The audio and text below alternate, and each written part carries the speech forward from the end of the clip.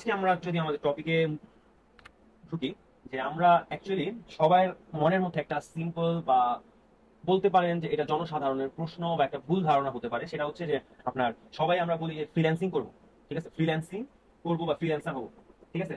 কিন্তু এখন আমরা অনেকেই এখানে বুঝি না যে আসলে ফ্রিল্যান্সিংটা কি, এই কাজটা কি। আমাদের একটা ভ্রান্ত ধারণা সেটা হচ্ছে যে আপনার এই ফ্রিল্যান্সিং বিষয়টা হচ্ছে অনলাইনে কাজ করাটাকেই মনে হয় বা হয়তো বা ফ্রিল্যান্সিং বলা হয়, ঠিক আছে। কিন্তু না, আসলে ফ্রিল্যান্সিং বলতে একটি মুক্ত পেশা, যার শাব্দিক অর্থ মুক্ত পেশাজীবী বা ফ্রিল্যান্সার। ওকে, যারা কন্ট্রাক্ট বেসিসে কাজ করে তাদেরকেই মূলত ফ্রিল্যান্সার বলা হয়। এবার আপনি অনলাইন বেস করেন অথবা offline base, it totally depends on you. That means you are not working as a monthly base or you are not a monthly based employee of any company. Okay, আপনি যে কোনো একটা company বা যে কোনো একটা ইন্ডিভিজুয়াল পার্সনের একটা কন্ট্রাক্ট বেসিসে কাজ করতেছেন, জাস্ট আপনার project wise.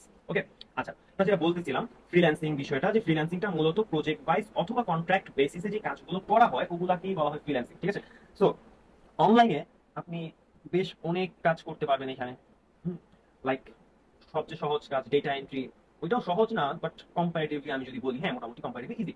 Okay, so but ওইটা প্রফেশনাল বা ফিউচার বা ক্যারিয়ারের জন্য that's not a good one. Okay, so মোটামুটি আমি যদি জায়ান্ট ইন্ডাস্ট্রির কথা বলি ফ্রিল্যান্সিং জগতে বা ফ্রিল্যান্সিং ইন্ডাস্ট্রির মধ্যে, তো জায়ান্ট হিসেবে আমাকে কাউন্ট করতে হবে এই নিচের এই চারটা ইন্ডাস্ট্রিকে: graphics, video editing, web design and development, digital marketing. এই চারটা ইন্ডাস্ট্রির কথা না বললেই নয়, বা এই চারটা ইন্ডাস্ট্রি কে বাদ একটাও বাদ দেওয়ার মতো না। ওকে, এমন না যে একটা ডিমান্ড কম একটা ডিমান্ড বেশি। আমার এই ইন্ডাস্ট্রির মধ্যে কিন্তু এই চারটা ইন্ডাস্ট্রির মধ্যে এক একজন এক একটা কাজে এক্সপার্ট হিসেবে কাজ করতেছে, ঠিক আছে। তো আমি চাইলে এই চারটা ইন্ডাস্ট্রি এক্সপ্লোর করে যেটা আমার সাথে যায়, আমার যেটা ভালো লাগে করতে, আমি ওই কাজটা করে কিন্তু অনলাইনে ফ্রিল্যান্সিং সার্ভিস দিতে পারতেছি এবং একজন ফ্রিল্যান্সার হতে পারতেছি। ওকে, এবার যদি আসি আমি যে আচ্ছা ঠিক আছে, এই চারটা যেহেতু জায়ান্ট ইন্ডাস্ট্রি, তো এই চারটার মধ্যে কিন্তু কোথাও আমি কন্টেন্টকে দেখতে পারতেছি না, দেখতেছি না আমি আপেক্ষিকভাবে, আমি এখানে কন্টেন্ট দেখতেছি না, like content related, content writing, content marketing, anything আমি এখানে দেখতেছি না। কিন্তু এই চারটার মধ্যেই আপেক্ষিকভাবে আপনার কন্টেন্টটাকে আমরা পাবো। কিভাবে পাবো চলেন দেখে আসি।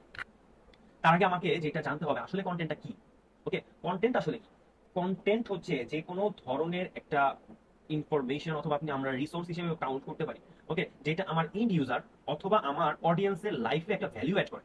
ওকে, আমার অডিয়েন্সের লাইফে যেই ইনফরমেশন অর রিসোর্সটা একটা ভ্যালু অ্যাড করতেছে সেটাকেই বলা হচ্ছে কন্টেন্ট। এখন কন্টেন্টের বেশ কিছু বাহ্যিক প্রকারভেদ আছে। বাহ্যিক প্রকারভেদ বলতে আমি যেটা বুঝাইতেছি যে সেই ধরন টাইপ, যেটাকে আমরা টাইপ বলি, ওকে, চেঞ্জেস আছে, ঠিক আছে। তো ওইভাবে থিঙ্ক করলে মোটামুটি চার ধরনের কন্টেন্ট আমরা আমাদের আশেপাশে দেখতে পাবো। একটা হচ্ছে image content, video content, web, audio. চার ধরনের কন্টেন্টই আমরা যদি একটু মাথাটা আশেপাশে ঘুরাই বা একটু যদি থিঙ্ক করি যে হ্যাঁ আমার চারো পাশে কিন্তু এই চার ধরনের কন্টেন্টই আমি পাচ্ছি বা দেখতেছি। ওকে, তো এখন ঘটনা হচ্ছে যে এই চার ধরনের যেই কন্টেন্ট নিয়ে আমরা দেখতেছি, এই চার ধরনের কন্টেন্টটাকে যে প্রসেসে বা যে মার্কেটিং প্রসেসে আমি আমার ইন্ড ইউজারের কাছে নিয়ে যাচ্ছি, কারণ একটা কন্টেন্ট ক্রিয়েট করতে হচ্ছে, পাবলিশ করতে হচ্ছে, তারপর প্রমোট করতে হচ্ছে, এই প্রসেসটাকে বলা হচ্ছে আবার কি কন্টেন্ট মার্কেটিং, ঠিক আছে।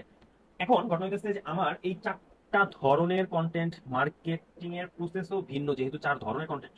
ওকে, image, video, web, audio content আমরা দেখে আসছি। এই চার টাইপের কন্টেন্ট মার্কেটিং কে বলা হয় চার টাইপের কন্টেন্ট মার্কেটিং। এবং আপনার এই কন্টেন্ট মার্কেটিং এর প্ল্যাটফর্মও ভিন্ন ভিন্ন। যেমন ইমেজ কন্টেন্ট মার্কেটিং এর জন্য আমরা বেসিক্যালি ইউজ করে থাকি পিন্টারেস্ট, ইনস্টাগ্রাম। ওকে, ভিডিও কন্টেন্ট মার্কেটিং সারাদিনই আমরা ইউটিউবের মধ্যে টাইম স্পেন্ড করি, ওকে, যখন আমাদের একটু আজেরা টাইম থাকে। ওয়েব কন্টেন্ট মার্কেটিং বলতে ওয়েবসাইট রিলেটেড, লাইক ফেসবুক থেকে শুরু করে আমাদের রাইটিং হাইভের ওয়েবসাইটে যত ধরনের কন্টেন্ট আছে সবই হচ্ছে ওয়েব কন্টেন্ট। আর ওই প্রসেসটা বা ওই ইন্ড ইউজারের কাছ পর্যন্ত পৌঁছানোর যে প্রমোশনটা, সেটাকে বলা হচ্ছে ওয়েব কন্টেন্ট মার্কেটিং। আমরা এই ওয়েব কন্টেন্ট মার্কেটিংটা নিয়ে কিন্তু বেসিক্যালি কাজ করি। আবার এমনও না যে আপনি বলতে পারবেন যে ভাইয়া এই কোন ধরনের, কোনটা বেশি ইফেক্টিভ কোনটা কম ইফেক্টিভ, বা একটা আরেকটা অপরিচ্ছেদ্য একটা অংশ, আপনি কোনোটাকেই বাদ দিতে পারবেন না। আচ্ছা, এখন এত এই কথাগুলো আমি কেন বলতেছি, সেটা হচ্ছে আমরা যদি একটু প্রিভিয়াস স্লাইডে যাই, চারটা এই যে যে চারটা ইন্ডাস্ট্রির কথা যে আমরা একটু আগে দেখলাম, যে চারটা ইন্ডাস্ট্রি, চারোটা ইন্ডাস্ট্রির মধ্যেই একটা জিনিস আপনি একটু খেয়াল করেন। গ্রাফিক্স ডিজাইনে, গ্রাফিক্স ডিজাইনার তার একটা চমৎকার ডিজাইন করলো, কিন্তু ডিজাইনের মূল থিমটা বা ডিজাইনটা ফুটে উঠে কি কন্টেন্ট। যেন আমি যদি একটা এক্সাম্পল দিই, ধরেন একটা অ্যাড রান করবেন, আপনি আপনার বিজনেসের জন্য একটা অ্যাড রান করবেন, অ্যাড ক্রিয়েটিভ তৈরি করতে হবে, ঠিক আছে। তো ওই অ্যাড ক্রিয়েটিভের মধ্যে যদি আপনার মেসেজটা আপনি যদি আপনার অডিয়েন্সকে প্রোভাইড করতে না পারেন, আপনার কিন্তু অ্যাডের কনভার্সন আসবে না। ওকে, তো ওই জিনিসটা কে করেন?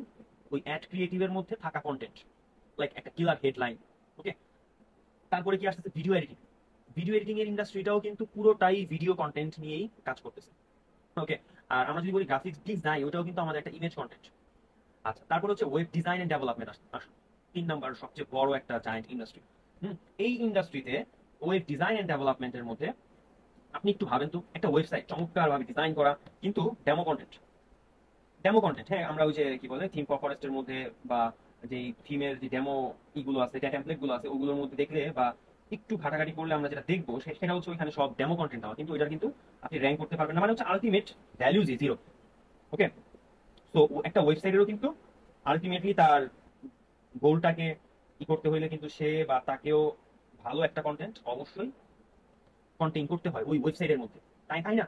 আপনার র্যাঙ্কিং থেকে শুরু করে অডিয়েন্স এঙ্গেজমেন্ট পর্যন্ত কন্টেন্ট ছাড়া বা কন্টেন্টের কোনো বিকল্প নাই। আচ্ছা, ফাইনাল সবচেয়ে বড় ইন্ডাস্ট্রি রাইট নাও, একটা ট্রেন্ডিং ইন্ডাস্ট্রি, সেটা হচ্ছে ডিজিটাল মার্কেটিং। ভাই, বিশ্বাস করেন ইয়া না করেন, ডিজিটাল মার্কেটিং কে যদি আমার ভাষায় বলতে যান তাহলে এটা ওয়ান কাইন্ড অফ, বা এটাকে আপনি আরেক ভাষায় কন্টেন্ট মার্কেটিংও বলতে পারেন। কেন আমি এটা বলতেছি, আমরা যদি একটু এই স্লাইডটা দেখি, দেখবো আমরা ডিজিটাল মার্কেটিং বলতে 2 ধরনের মার্কেটিংকে বোঝাচ্ছে। সেটা কি? একটা হচ্ছে পেইড মার্কেটিং আর একটা হচ্ছে অর্গানিক মার্কেটিং। পেইড মার্কেটিং বলতে পিপিসি, সোশ্যাল মিডিয়া অ্যাডস।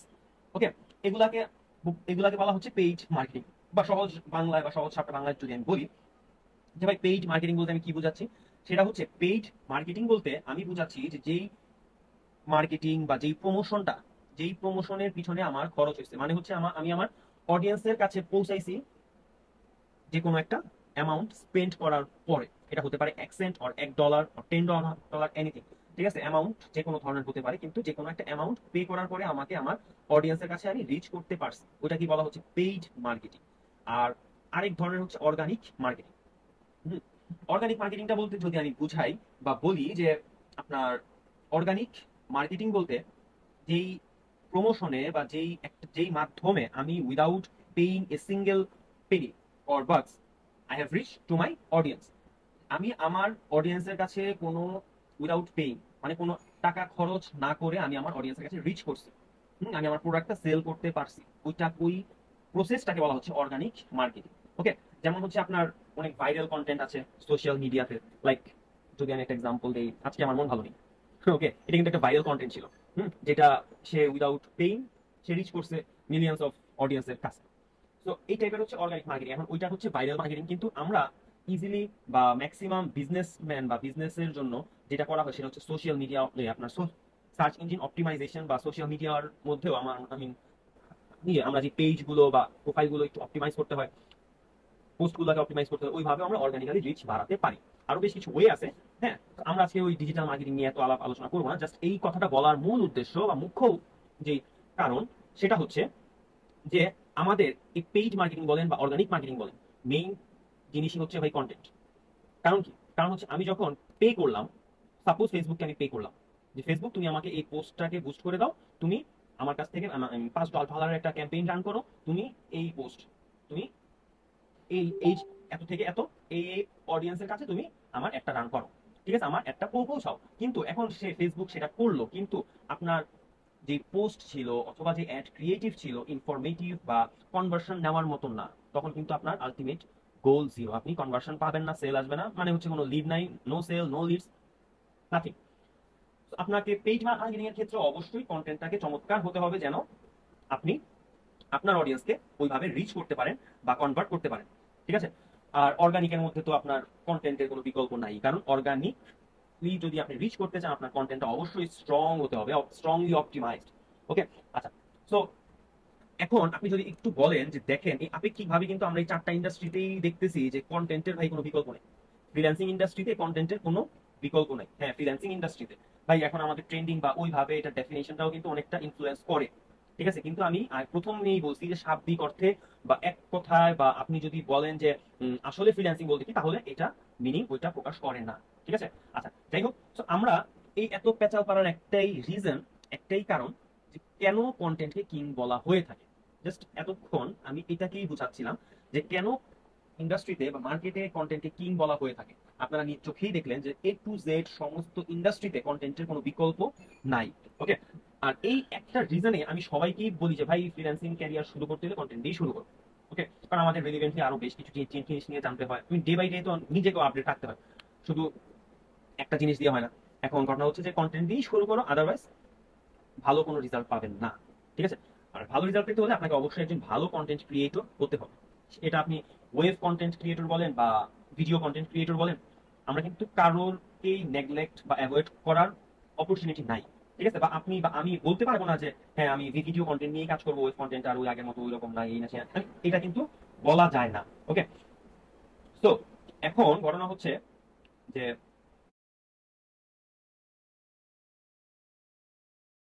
এখন একটা কন্টেন্ট রাইটারের যে কি পরিমাণে ভ্যালিউ, সেটা আপনি যদি কাজ শুরু না করেন তাহলে বুঝতে পারবেন না। কারণ আচ্ছা, আমি যদি বলি একমাত্র কন্টেন্ট রাইটারই পারে তার নিজের একটা প্যাসিভ আর্নিং জেনারেট করতে। নিজের একটা প্যাসিভ আর্নিং জেনারেট করতে, প্যাসিভ আর্নিং বলতে কি? প্যাসিভ আর্নিং বলতে আপনার রেগুলার আপনি কাজ করতেছেন না, আপনি রেগুলার কাজ করতেছেন না কিন্তু ওইটা থেকে আর্নিং জেনারেট হচ্ছে। কিন্তু হ্যাঁ, আবার একেবারে এই যে কাজ করবেন না এমন না, কিন্তু হ্যাঁ আপনি কাজ করে রাখছেন এক সময়, ওইটা থেকে আপনার রেগুলার একটা রেমিডেন্স বা একটা আর্নিং জেনারেট হচ্ছে। ঠিক আছে? আর এছাড়াও আমরা জানি প্রতিটা সেক্টরে আমার কন্টেন্ট লাগতেছে। সো কন্টেন্ট রাইটিংটা এই কারণে আমি সবাইকে প্রিফার করি যে ফ্রিল্যান্সিং করতে হলে কন্টেন্ট রাইটিং শিখো, তারপরে তুমি ফ্রিল্যান্সিং শুরু করো। কারণ কন্টেন্ট, আমি নিজেও আমার জার্নি শুরু হয়েছে এই কন্টেন্ট রাইটিং দিয়ে। ঠিক আছে?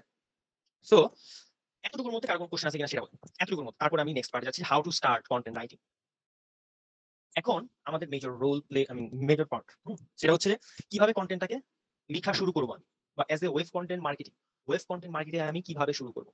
যেহেতু আপনি নতুন, একদম নতুন আমার কাছে, আমি বলবো আপনি আমার কাছে একেবারে নতুন। ঠিক আছে? তো একেবারে স্ক্র্যাচ থেকেই যদি আমি শুরু করি, যে প্রথমে হয় কি আমার লেখার যে জড়তাটা আছে এটাকে কাটাতে হয়। আর তার আগে যদি আমি বলি যে কন্টেন্ট রাইটিংটাকে সবাই অনেক ভয় পায়। কারণ কি? কারণ হচ্ছে এটা সেকেন্ড একটা ল্যাঙ্গুয়েজ ম্যাক্সিমাম টাইম লিখতে হয়, কারণ আমরা মোটামুটি ইংলিশে কন্টেন্ট লিখতে হয়, তাই না? সো ইংলিশে একটা কন্টেন্ট লেখা যেহেতু একটা সেকেন্ড ল্যাঙ্গুয়েজ, এখন এটা তো এই ল্যাঙ্গুয়েজটার সাথে আমরা অলওয়েজ ইউজ টু না। ঠিক আছে? আমি বলবো যে কন্টেন্ট রাইটিং এর ক্ষেত্রে আমরা যেই ভাবে ল্যাঙ্গুয়েজটাকে ইউজ করি, এটা হয়তোবা এটা হয়তোবা একেবারে যারা ইন্টারমিডিয়েট পর্যন্ত পড়াশোনা করছে, আমরা কিন্তু অ্যাডভান্স লার্নার পরে আসছি, দুনিয়া গ্রামার পরে আসছি। তো আমাদের কাছে আমরা যদি রেগুলার প্র্যাকটিস করি, এটা আমাদের কাছে হয়ে যাবে মুড়িভাত। ঠিক আছে? কারণ কি, কন্টেন্ট রাইটিং এর মধ্যে আপনার একদম ইজি ওয়েতে বা ইজি সেন্টেন্স ইউজ করা হয়, পপুলার ভোকাবুলারিজ ইউজ করা হয়, যেন আমার অডিয়েন্স যেন ইজিলি বুঝতে পারে যে আমি কোন মেসেজটা ডেলিভার করতেছি। ইনফ্যাক্ট আপনি যদি অ্যাডভান্স লেভেলের দক্ষতা নিয়ে আসেন ইংলিশের, যে হ্যাঁ আমি অনেক কিছু জানি, তাহলে আপনার অনেক টাফ হয়ে যাবে আপনার জন্য কন্টেন্ট রাইটিং করতে। কারণ কি, আমার আসলে আমি যদি আমার জার্নিটা শুরু, আমি স্টার্টিং থেকে শুরু করি, যে আমি কিভাবে করছি, আমি আইএলটিএস করে আসছি। আইএলটিএস এর কারণেই কিন্তু কন্টেন্ট রাইটিং দিয়ে শুরু করা, যে ভাবছি যে না ইংলিশে মোটামুটি ভালো একটা এক্সপেরিয়েন্স আছে, so I guess I can do it. So আমি যখন শুরু করলাম দেখলাম যে ওইখানে কিন্তু আইএলটিএস এ, আপনারা যদি জানেন যে আইএলটিএস এর মধ্যে অনেক অ্যাডভান্স লেভেলের কমপ্লেক্স সেন্টেন্স ইউজ করতে হয়। আপনার গ্রামাটিক্যাল কি কি জানেন আপনি ওগুলো আপনার রাইটিং এর মধ্যে দেখাতে হয়, প্লাস হচ্ছে ভোকাবুলারি আপনি কি কি জানেন সব দেখাইতে হয় রাইটিং পার্টে। কিন্তু এখানে হচ্ছে টোটালি উল্টা। এখানে আপনার যত সহজ করে বলা যায়, কারণ হচ্ছে কি আপনার আর্টিকেলটা যে এমন, I mean, আপনি এই আর্টিকেলটা লিখতেছেন কেন, আপনার ইংলিশের উপর দক্ষতা বোঝানোর জন্য কিন্তু আপনার এই কন্টেন্টটা লেখা হচ্ছে না। আপনার এই কন্টেন্টটা আপনি লিখতেছেন কারণ হচ্ছে আপনি একটা মেসেজ ডেলিভার করতেছেন, একটা সলিউশন প্রোভাইড করতেছেন, ভাই একটা গাইড প্রোভাইড করতেছেন, একটা এই ভ্যালু আপনার অডিয়েন্সের লাইফে অ্যাড করতেছেন। ঠিক আছে? হতে পারে সেটা কোনো গাইড, হতে পারে সেটা কোনো টিউটোরিয়াল। এখন এই টিউটোরিয়ালটা হতে পারে একজন, এমন একজন পড়তেছে যে আপনার মতো ইংলিশ হচ্ছে তার সেকেন্ড ল্যাঙ্গুয়েজ। তো অবশ্যই এটাকে আপনার সহজ করে যদি আপনি লিখেন, তাহলে কিন্তু যার ওই যে যে সেকেন্ড ল্যাঙ্গুয়েজ হিসেবে যে ইংলিশ, যার সেকেন্ড ল্যাঙ্গুয়েজ, সেও পড়ে বুঝতে পারতেছে, ইউএসএ ইউকে অডিয়েন্সও পড়ে বুঝতে পারতেছে। মেইন কথা হচ্ছে তার লাইফে ভ্যালু অ্যাড হলো, সে ওই সলিউশনটা পাইলো, তাই না? ওখানে আপনার ইংলিশের দক্ষতা কেউ যাচাই করতে বসে নাই। আর গুগলের কাছেও যত সহজ সরল ভাষায় আপনি কন্টেন্ট লিখে দিতে পারবেন, ততটাই আপনি অ্যাডভান্টেজ পাবেন। ঠিক আছে? তো আমাদের এই একটা ভয় যে হয়তো আমার অনেক ভালো লেভেলের ইংলিশ জানতে হবে, এইটা অনেক, কি বলে, অনেক জঘন্যতম একটা ভয় আমাদের, অনেক। এটা অবশ্যই এই ভয়টা দূর করতে হবে। আর আরেকটা যে জিনিস, সেটা হচ্ছে আমাদের জড়তাটা। মূল জিনিস এটাই হচ্ছে মূল প্রবলেম আমাদের, জড়তা। জড়তা মুখেও আছে, হাতেও আছে। যেমন কি, এজ এ পাবলিক স্পিকার সবাই কিন্তু পাবলিকলি কথা বলতে পারে না, পাবলিকলি স্পিচ দিতে পারে না। কারণ কি, সে ইউজ টু না। কিন্তু যে একজন নেতা বা একজন পলিটিশিয়ান কিন্তু একদম দেদারসে সে স্পিচ দিতেছে, বা একজন ভিডিও কন্টেন্ট ক্রিয়েটর যখন সে ইউজ টু হয়ে যাচ্ছে, তখন কিন্তু সে ক্যামেরার সামনেও সুন্দর মতো স্পিচ দিচ্ছে, কারণ তার জড়তাটা কাইটা গেছে। সেম ভাবে আমাদের লেখার মধ্যেও কিন্তু একটা জড়তা আছে। আপনি ইংলিশ বাদ দেন, আপনি বাংলা একটা টপিকে একটা আর্টিকেল লিখতে থাকেন, দেখেন আপনি কতদূর লিখতে পারেন। এই লেখার যে জড়তাটা আছে এটা আমাদের কাটাতে হবে, এটাই হচ্ছে মেইন সমস্যা আমাদের কন্টেন্ট নিয়ে। এছাড়া ভাই বিশ্বাস করেন, আপনি যদি এই জড়তাটা কাটাতে পারেন, আপনি সোশ্যাল মিডিয়া থেকে শুরু করে সার্চ ইঞ্জিন, সব জায়গায় আপনার নিজের ব্র্যান্ডিং আপনি করবেন। আর হচ্ছে গিয়ে ব্র্যান্ডিং করার জন্য আপনি যেই প্রফেশনেই থাকেন না কেন, ব্র্যান্ডিং যে কতটুকু ইম্পর্টেন্ট, আর ব্র্যান্ডিং এর জন্য কন্টেন্টের বিকল্প নেই। এই যে জড়তাটা আছে, এই জড়তাটা কাটাতে হবে আমাদের। এই জড়তা কাটানোর জন্য আমরা কি করব? আমরা যেটা করব যে একটা ফেভারিট টপিক সিলেক্ট করব। এই টপিকটাকে অনলাইনে বা আমাদের ইন্ডাস্ট্রিতে বলা হয় নিশ। নিশ। সো এখানে নিশ লেখা হয়েছে। আমাদের ইসে কেন নিশ বলা হয়ে থাকে আমি যদি একটু বলি যে কেন এটাকে নিশ বলা হয়ে থাকে, সেটা হচ্ছে যে এটাকে বলা হচ্ছে নিশ। কিন্তু এটা যদি আমি আমাদের সর্বসাধারণের ভাষায় বলি যে এই নিশটাকে আসলে কি বলা হয়ে থাকে, টপিক। লাইক ফর এক্সাম্পল, আপনার পেটস বা কি বলে স্পোর্টস অথবা ট্রাভেলিং, আপনার ঘুরতে অনেক পছন্দ, আপনি ঘুরতে অনেক ভালোবাসেন, আপনি মোটামুটি দেখা যাচ্ছে বাংলাদেশের অনেক প্লেস ঘুরছেন বা আপনি প্রায়ই ঘুরতে যান। তো আপনার কাছে ঘুরতে অনেক ভালো লাগে, ঠিক আছে, আপনি তাহলে ট্রাভেল নিয়ে লেখা শুরু করেন, যেটা সম্পর্কে আপনার নলেজ অলরেডি আছে। ঠিক আছে, যেমন হচ্ছে আমি টেক্সটাইল ইঞ্জিনিয়ার, ঠিক আছে, টেক্সটাইল ইঞ্জিনিয়ারিং কমপ্লিট করছি। এখন অ্যাজ এ টেক্সটাইল ইঞ্জিনিয়ার আমার কিন্তু টেক্সটাইল রিলেটেড যে আমি পড়াশোনা করে আসছি যেহেতু 4 বছর, ওই টেক্সটাইল রিলেটেড কিন্তু আমার কাছে অনেক নলেজ এবং এক্সপিরিয়েন্স আছে টেক্সটাইল রিলেটেড। তো আমি যদি লিখতে যাই, শুরু করতে যাই, অবশ্যই আমার টেক্সটাইল নিয়ে শুরু করতে হবে, রাইট? তো আপনার কোনটা, আপনার এমন একটা নিশ প্রথমে সিলেক্ট করতে হবে, এমন একটা টপিক প্রথমে সিলেক্ট করতে হবে যেটা সম্পর্কে আপনি জানেন। এখানে একটা কারণ আছে যে কেন ভাই, এটা কিন্তু মেজর একটা রোল প্লে করে যে এখানে, যে আমি কেন আমার ফেভারিট নিশ নিয়েই শুরু করবো। কারণ হচ্ছে সাপোজ আপনি এমন একটা টপিক নিয়ে লেখা শুরু করলেন যেটা সম্পর্কে আপনার কোনো আইডিয়া নেই। লাইক আপনি কখনো আমেরিকায় যান নাই, কিন্তু আপনি আমেরিকার একটা প্লেস নিয়ে যদি বলা হয় যে তুমি ওই প্লেসটা নিয়ে একটা আর্টিকেল লিখো, তাহলে কি আপনি লিখতে পারবেন? হ্যাঁ, পারবেন। তার আগে আপনাকে অবশ্যই ওই প্লেসটা সম্পর্কে ঘাটাঘাটি করতে হবে, রিসার্চ করতে হবে, তাই না? তো আমরা এই কারণে এমন একটা টপিক সিলেক্ট করব যেটা সম্পর্কে রিসার্চ করতে না হয়, যেটা সম্পর্কে আমি অলরেডি জানি, যে ইন্ডাস্ট্রি সম্পর্কে, ওই ইন্ডাস্ট্রি সম্পর্কে আমি লেখা শুরু করব একটা একটা করে টপিক ধরে প্রতিদিন। ঠিক আছে, আচ্ছা এখন লিখবো যে আমি কি নিয়ে লিখবো। চলেন আমরা একটা ডক্সে চলে যাই। এখন আর স্লাইডে থাকার সময় নাই, এখন সময় হচ্ছে ডক্সে যাওয়ার। আমাদের একটা ডক্স লাগবে।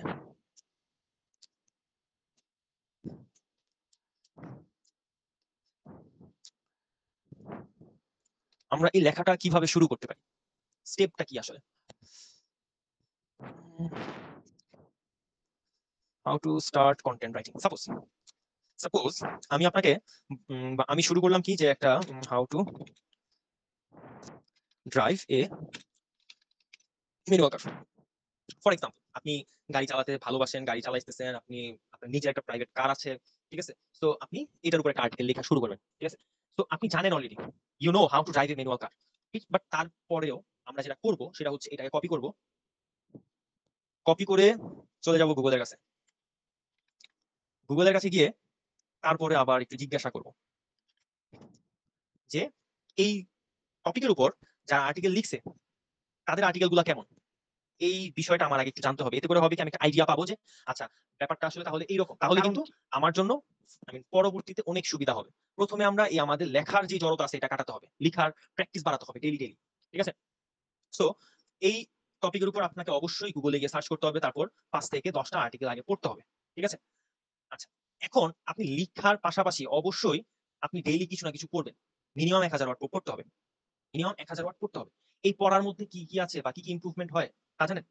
এই পড়ার মধ্যে যেটা ইমপ্রুভ হয় সেটা হচ্ছে সাপোজ চমৎকার একটা ব্লগ, সেটা হচ্ছে সার্চ ইঞ্জিন জার্নাল, ঠিক আছে।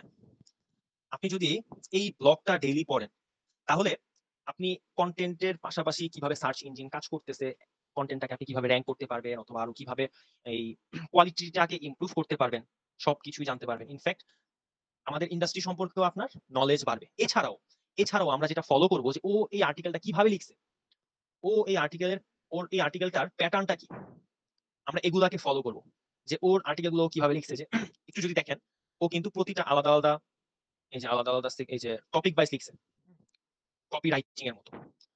তো আমাদের লেখার মধ্যে ওইরকম একটা ভাইব নিয়ে আসতে হবে। আমরা প্রতিনিয়ত পড়বো এবং লিখবো, এটা একদিনে কখনোই আসে না, এটা প্রতিনিয়ত আমাদের চেষ্টা করে যেতে হয়। এটা টোটালি প্র্যাকটিসের উপরে। এইটাই এমন একটা জিনিস, কন্টেন্ট রাইটিংটা এমন একটা জিনিস যেটা আপনাকে কেউ বলে দিতে পারবে না যে হ্যাঁ তুমি এভাবে লিখো, তোমার হয়ে যাবে, এটা পসিবল। হ্যাঁ, সে আপনাকে প্রতিনিয়ত গাইড করতে পারে যে তোমার এখানে ভুল আছে, এটা ইমপ্রুভ করো, এটা ইমপ্রুভ করো, এটা ইমপ্রুভ করো। প্রতিনিয়ত আপনি যে প্র্যাকটিস করবেন, এই প্র্যাকটিসের ইমপ্রুভের পয়েন্টটাকে সে বলে দিতে পারবে, কিন্তু কেউ আপনাকে বলে এক রাতের ব্যবধানে এক্সপার্ট করে তুলতে পারবে না। এটা টোটালি হচ্ছে প্র্যাকটিসের উপর, যা মিনিমাম আপনার 3 মাস সময় লাগে। আচ্ছা, যাই হোক, তারপরে হচ্ছে আমাদের এই যে যেটা আমি কিছুক্ষণ আগে বললাম যে প্যাটার্নটাকে ফলো করতে হবে, শুধুমাত্র পড়বো না। আমি পড়লে হচ্ছে কি, আমি ইন্ডাস্ট্রি সম্পর্কে জানতেছি, আমি সার্চ ইঞ্জিন সম্পর্কে জানতেছি, আমার নলেজ বাড়তেছে, প্লাস হচ্ছে আমি ওদের রাইটিং প্যাটার্নটাও কিন্তু দেখতেছি। এছাড়াও আর কি কি দেখতেছি, এছাড়াও ওদের টোনটা দেখতেছি। দেখেন ওদের লেখাগুলা কিন্তু আপনি পড়লে ইজিলি বুঝতে পারবেন, ওরা এতই সহজ সাবলীল ভাষায় ওরা লিখে থাকে, ঠিক আছে? সো আমাদেরও অ্যাজ এ রাইটার আমাদের লেখার টোনটাও কিন্তু এরকমই আনতে হবে, একেবারে সহজ সাবলীল ভাষায়, পপুলার পপুলার আপনার যে ভোকাবুলারি আছে ওগুলাকে আমরা ইউজ করব, ঠিক আছে? আচ্ছা, তারপরে হচ্ছে যেটা আমি কিছুক্ষণ আগে বললাম যে প্রতিদিন আপনার কিছু না কিছু ভাই অবশ্যই লিখতে হবে, এর বিকল্প নেই, ঠিক আছে? এর বিকল্প নাই, প্র্যাকটিস অবশ্যই করতে হবে। আপনি যদি বলেন যে ভাই তাহলে কেমন সময় লাগতে পারে, এটা কিন্তু একটা মোটামুটি ভালো, আই মিন কমন একটা কোশ্চেন, যে ভাই আমি তো জব করি, আমি তো স্টুডেন্ট, আমার পড়াশোনা আছে বা আমার জব আছে, আমার বিজনেস আছে, তো আমি তো ওইভাবে টাইম ইনভেস্ট করতে পারবো না। সো সারাদিন না, ধরেন আপনার লাইফের 24 আওয়ার্স এর মধ্যে আপনি যদি ডেইলি 2 ঘন্টা করে টাইম ইনভেস্ট করতে পারেন, তাহলে আপনার জন্য পসিবল যে আপনি এই জার্নিটা শুরু করতে পারেন। 2 ঘন্টার মধ্যে 1 ঘন্টা আপনি, 1 ঘন্টা বা আধা ঘন্টা আপনি পড়লেন। বা আমরা যে ফেসবুকে স্ক্রল করি সারাদিনে, কিন্তু আমরা সবাই 1 থেকে 1.5 ঘন্টা, সারাদিনে 10 মিনিট, 5 মিনিট, 15 মিনিট করে যদি আমি টোটাল কাউন্ট করি, সারাদিন শেষে দেখবো মিনিমাম 1 ঘন্টা আমরা শুধু ফেসবুকে স্পেন্ড করি। ওই সময়টা এখন থেকে যদি আমরা এই যে বিভিন্ন ব্লগ করার মধ্যে সময় দিই, তাহলেই আমাদের অনেক ভাবে ইমপ্রুভ হচ্ছে। আর ডেইলি 1 থেকে 1.5 ঘন্টা আমি জাস্ট লিখলাম, জাস্ট লিখবো, ঠিক আছে? যে কোনো একটা টপিক ধরে আমি লিখলাম, বা আজকে সারাদিন আপনি কি করছেন সেটাই লিখেন। জাস্ট প্রথম কাজ প্রথম কাজ হচ্ছে আপনার লেখার জড়তাটা কাটাতে হবে। আপনাকে সহজ সাবলীল ভাষায় লিখা শিখতে হবে। লিখতে আমরা সবাই পারি, ছোটবেলায় লিখে আসছি না আমরা, ইওর এম ইন লাইফ। এমন আমার মনে হয় না যে ইওর এম ইন লাইফ এটা নিয়ে প্যারাগ্রাফ বা কমপ্লেন আমাদের তেমন নাই যে লিখে নেই এই পর্যন্ত, আই এম ইন লাইফ, ঠিক আছে? বা এই টাইপের অনেক কিছু আমরা লিখে আসছি অলরেডি, আমরা জানি হাউ টু রাইট। জাস্ট একটু প্র্যাকটিসের অভাব। এই প্র্যাকটিসটা করলে আমরা এই গ্যাপটা ফুলফিল করতে পারবো। আর লাস্ট হচ্ছে আমাদের রেগুলার একজন এক্সপার্টের হেল্প লাগবে, যে কি করবে, যে আপনার লেখাটাকে একটু এক্সামিন করবে। সাপোজ আজকে আপনি 200 ওয়ার্ড লিখছেন, এখন আপনার আপনার আপনি বুঝতেছেন না তো যে আপনার কোন দিকটাতে ল্যাকিংস আছে, রাইট? একজন এক্সপার্ট ঠিকই বুঝতে পারবে, ধরে দিতে পারবে যে হ্যাঁ তোমার গ্রামার একটু প্রবলেম হচ্ছে, অথবা তোমার কি বলে একটু টোনের সমস্যা হচ্ছে। টোন কি? টোনটা হচ্ছে আপনার লিখার একটা টোন আছে। কারণ আমি যেমন কথা বলতেছি আমার ভয়েসে একটা টোন আছে, লিখার মধ্যে একটা টোন আছে, ঠিক আছে? এটা হচ্ছে একটু অ্যাডভান্স লেভেলের ওয়ার্ড। হ্যাঁ, আমরা এখন এটা নিয়ে কথা বলবো না। তো ওই লেখার যে একটা, আমরা আপাতত যদি বলি টোন হিসেবে প্যাটার্নটাকে আপনি নিতে পারেন, রাইটিং প্যাটার্নকে আপনি কাউন্ট করতে পারেন। ওকে, সো এটা একজন এক্সপার্টের হেল্প নিয়ে নিতে হবে রেগুলারলি, যে আপনার এই বিষয়গুলোকে আইডেন্টিফাই করে দিবে, তোমার এখানে ইমপ্রুভ করো, আচ্ছা এটা ঠিক আছে, তুমি এটা করো। ওকে, আচ্ছা। তারপরে হচ্ছে তারপরে হচ্ছে আমার লিখার জড়তা শেষ। লিখার বেসিক জড়তা, বেসিক বলতে কি, যে মোটামুটি আমি এখন লিখতে পারি, রাইট? আমার গ্রামাটিক্যাল কোনো ভুল হয় না, বা মোটামুটি একটা স্টেজে চলে আসছে, ঠিক আছে? কিন্তু এই এই কাজগুলোর পিছনে আমার মিনিমাম 1 মাস সময় ইনভেস্ট করতে হবে, 1 মাস সময় ইনভেস্ট করতে হবে। আচ্ছা, তারপরে কি করতে হবে? তারপরে বা আমরা একটা কন্টেন্ট লিখবো কিভাবে?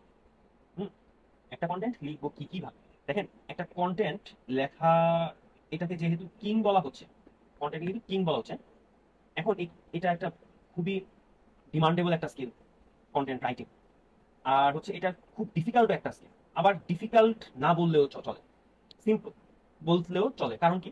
কারণ হচ্ছে এইটার একটা, যদি আপনি স্ট্যাটিস্টিক বা কি বলে ধারাবাহিক কন্টিনিউয়াসলি একটা প্রসেসের মধ্য দিয়ে যান, like 2 or 3 months of process, 2 থেকে 3 মাসের একটা প্রসেসের মধ্যে যদি যান আপনি, আই গেস আপনি, আমি যে কেউ বা যে কারো সম্পর্কেই এটা আয়ত্ত করা কোনো আহামরি বিষয় না।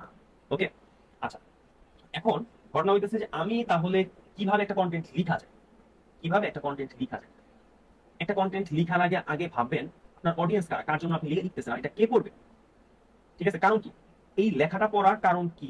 আপনি যে বিষয়টা নিয়ে লিখতে যাচ্ছেন সেই বিষয়টা প্রপারলি আপনি এক্সপ্লেইন করেন, হ্যাঁ আমার এই টোটাল, আপনার টোটাল একটা আইডিয়া যেন অবশ্যই আপনার অডিয়েন্স আপনার এই আর্টিকেলটা থেকে যেন পায়, ঠিক আছে? আর সে যেন বুঝতে পারে। কারণ হচ্ছে ভাই আমরা লিখতেছি অডিয়েন্সের জন্য, অডিয়েন্স পড়ে যদি ওই রকম কমফোর্টেবল ফিল করে তাহলেই কিন্তু সে অ্যাজ এ, আই মিন আপনি অ্যাজ এ রাইটার সার্থক, আদারওয়াইজ আপনি সার্থক হবেন না, ঠিক আছে? ট্র্যাকে যদি চলে আসি, আপনার ল্যাঙ্গুয়েজটা হতে হবে একেবারে সিম্পল, যেন 8 থেকে 10 বছরের বাচ্চারাও পড়ে বুঝতে পারে। অথবা আমি যদি বলি যে আপনার ল্যাঙ্গুয়েজটা হতে হবে এমন যে যার নেটিভ ল্যাঙ্গুয়েজ ইংলিশ না, সেও যেন পড়ে আপনার আর্টিকেলটা বুঝতে পারে। আচ্ছা, এখানে একটা কথা আছে, কথা হচ্ছে যে ভাই ইংলিশ কন্টেন্ট লিখতে কি অনেক হাইলি স্কিলড ইংলিশ হতে, আই মিন হাইলি স্কিলড হতে হয় ইংলিশে, বা হাই প্রফিসিয়েন্সি লাগে, ইংলিশ প্রফিসিয়েন্সি অনেক হাই হতে হয় না, এরকম কোনো কিছু না। কারণ কি? কারণ হচ্ছে আমরা সবসময় সিম্পল পপুলার সিনোনিমস ইউজ করে কন্টেন্ট গুলাকে লিখে থাকি। আপনি যদি একটু সার্চ ইঞ্জিন জার্নালস, আপনি যদি এই বেশ কিছু ওয়েবসাইটের, তারপর হচ্ছে ব্যাকলিংক,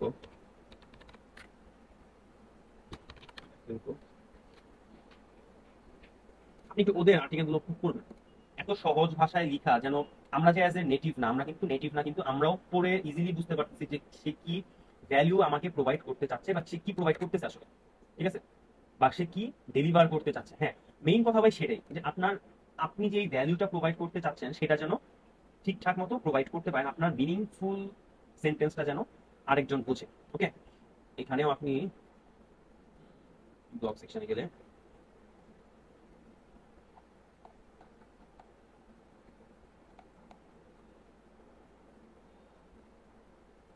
আমরা একটু কি বলে সময় যখনই পাবো এই ওয়েবসাইট গুলো আর্টিকেল গুলো পড়লে আপনি আপনার স্কিলও গ্রো হবে, প্লাস হচ্ছে রাইটিং এর একটা ভালো আইডিয়াও আপনি পাবেন, ঠিক আছে।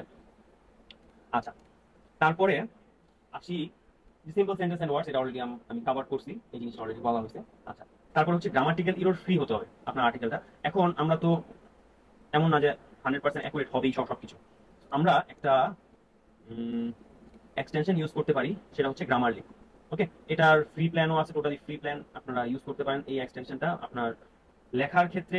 ছোটখাটো গ্রামাটিক্যাল ইরোর্স আপনাকেও চমৎকার ভাবে আইডেন্টিফাই করে দিবে, ঠিক আছে, আপনি ওটা কারেকশন করে ফেলতে পারেন। আবার একটা কথা যেটা না বললেই নয়, সেটা হচ্ছে যে আপনার এই গ্রামারলির উপর আবার 100% ডেডিকেটেড বা ট্রাস্টেড কিন্তু না, ঠিক আছে, কারণ ও অনেক সময় এমনও দেখায় যে এটা আমাদের হিউম্যান টোনকে চেঞ্জ করে ফেলে, অলমোস্ট অনেকটা robotic tone, sounds like robotic content. Okay, বা এআই কন্টেন্ট টাইপেরও বানায় ফেলে। সো 100%লি ফলো করবো না আমরা, নিজেকে জিজ্ঞেস করবেন যে ও যেটা দেখাচ্ছে এটা কি আপনার এই চেঞ্জেসটা কি আপনার আনা উচিত কিনা। ওকে, আচ্ছা, এখন তারপরের পার্ট সেটা হচ্ছে প্লাগিজম ফ্রি হতে হবে।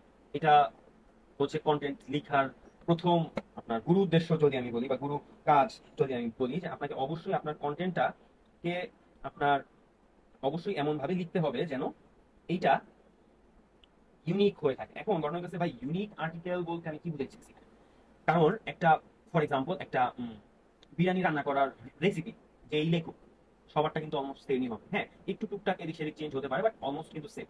কিন্তু ঘটনা হইতেছে যে সে বলবে তার ভাষায়, আপনি বলবেন আপনার ভাষায়, আপনার তার কথা বলার টোন সেম হবে না।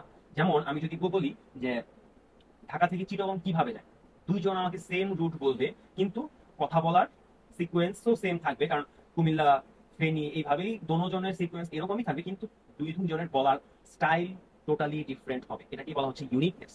ওকে, এটা অবশ্যই আমাকে প্লাগিয়ারিজম ফ্রি করতে হবে বা বলতে হবে, ঠিক আছে। এটা বলার বা সাপোজ সাপোজ আপনাকে একটা আর্টিকেল লিখতে বলা হয়েছে, সেটা হচ্ছে এই সেম টাইটেলের উপর আপনি একটা আর্টিকেল, আপনাকে একটা আর্টিকেল লিখতে হবে।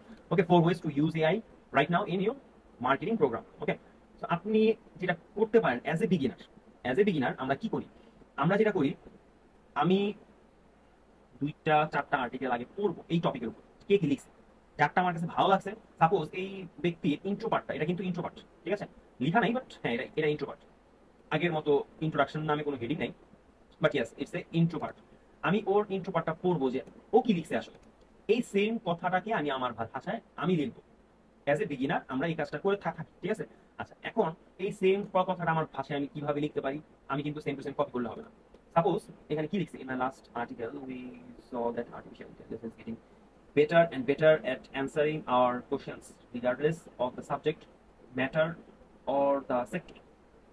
এই লাইনটাকে আমি আমার নিজের মতো করে লিখতে পারি, কারণ এখানে বলছে ইন মাই লাস্ট আর্টিকেল। এখন আমার তো এটা first article, it's not my last article, আমি এটা নিয়ে এর আগে কখনো কোনো আর্টিকেল লিখি নাই। তো আমি এটা স্কিপ করবো, আমি এতটুকুই আমার নিজের ভাষায় লিখবো যে ইন দিস ডিজিটাল এরা artificial intelligence is dramatically growing in all sectors or improving um, everyone's questions answer। এই টাইপের আমি আমার মতো করে এই সেম কথাটাই আমি আমার মতো করে লিখলাম বা বললাম, এটা কিন্তু চেঞ্জ হয়ে গেল, এটার মতো কিন্তু হুবাহু হলো না। সো আমরা অবশ্যই যেই মুহূর্ত থেকে আপনি বুঝবেন যে না আমার এখন it's time to be a content creator, তো ওই সময়ই আপনার এই জিনিসগুলোকে ছেড়ে দিতে হবে, অ্যাভয়েড করে চলতে হবে, ঠিক আছে, ওই সময় থেকে। আচ্ছা, এখন ঘটনা হইতেছে নেক্সট কি আসতেছে, নেক্সট হচ্ছে নেক্সট হচ্ছে আপনার আর্টিকেলটা অবশ্যই ইনফরমেটিভ এবং এঙ্গেজিং হতে হবে। এটা খুবই ইম্পর্টেন্ট একটা পার্ট।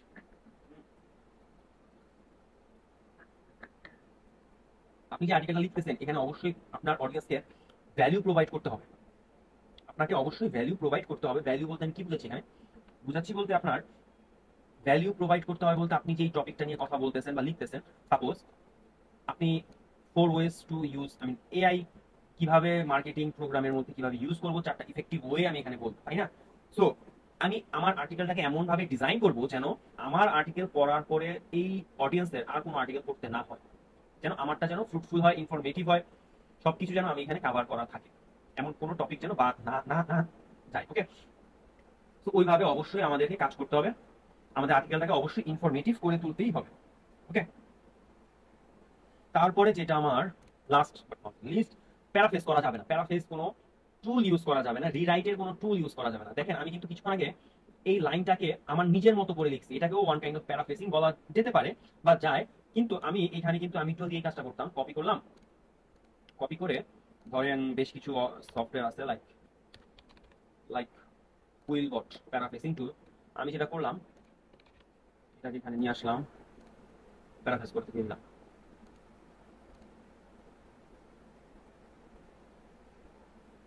একটু ওয়েট করতে হবে আমাদের।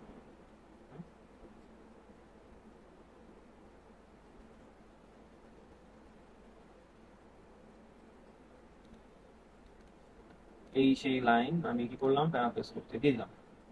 তখন এই কথার টোনটা চেঞ্জ হয়ে যায়, ঠিক আছে? ওইরকম দেখা যায় ও সিনোনিমস ইউজ করতে গিয়ে মিনিং অনেক সময় চেঞ্জ করে ফেলা। এই টাইপের রিরাইটিং টুল, এই টাইপের সফটওয়্যার গুলো আমরা ইউজ করবো না, ঠিক আছে? এগুলাকে আমরা অবশ্যই স্কিপ করে চলার চেষ্টা করবো। ওকে, ওই যে আমার এনে দিচ্ছে, প্যারাফ্রেজ করে এনে দিচ্ছে, এই টাইপের আমরা ইউজ করবো না এগুলোকে, ঠিক আছে? আচ্ছা, এরপরে এরপরে যেটা হচ্ছে সেটা হচ্ছে যে আমি যে এত কিছু করবো, আমাদের আসলে ক্যারিয়ারের মধ্যে আমি কি কি অপরচুনিটিস পাবো, ঠিক আছে? আমার কি কি আমি গোল বলতে পারেন, অথবা আমার কি কি অ্যাডভান্টেজ আসবে, এত কষ্ট করলাম, এত কিছু করলাম রাইট নাও, বা দিন শেষে আমি কিভাবে এটা আউটকামটা পেতে পারি, বা আমি কি কি করতে পারবো এর মাধ্যমে। সেটা হচ্ছে প্রথমেই আমি সোশ্যাল মিডিয়া কন্টেন্ট থেকে শুরু করে ব্লগ আর্টিকেলস এর সার্ভিস প্রোভাইড করতে পারবো আমি আমার ক্লায়েন্টের কাছে।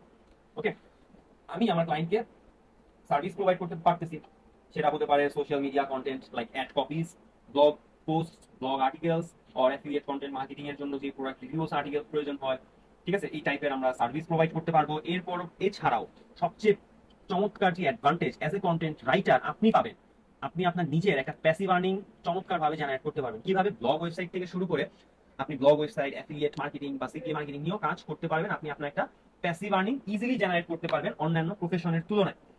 এটা খুবই ইজি এবং চমৎকার। ওকে, আর দ্যাটস ওয়াই কন্টেন্ট রাইটিং প্রফেশনটা এতটাই ডিমান্ডেবল।